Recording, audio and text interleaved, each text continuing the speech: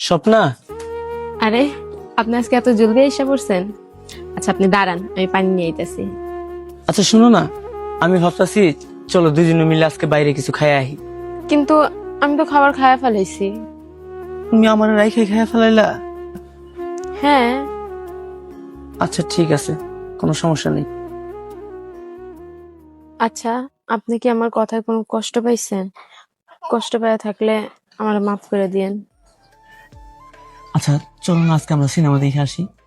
তুমি যে নায়কের পছন্দ করো ওই নায়কের সিনেমা চলতেছে। দেখেন, আমার এমনি ভালো লাগতেছে না, আমি কোনো জায়গায় যাইতে চাই না। আপনার যদি মন চায় আপনি দেখে আসেন।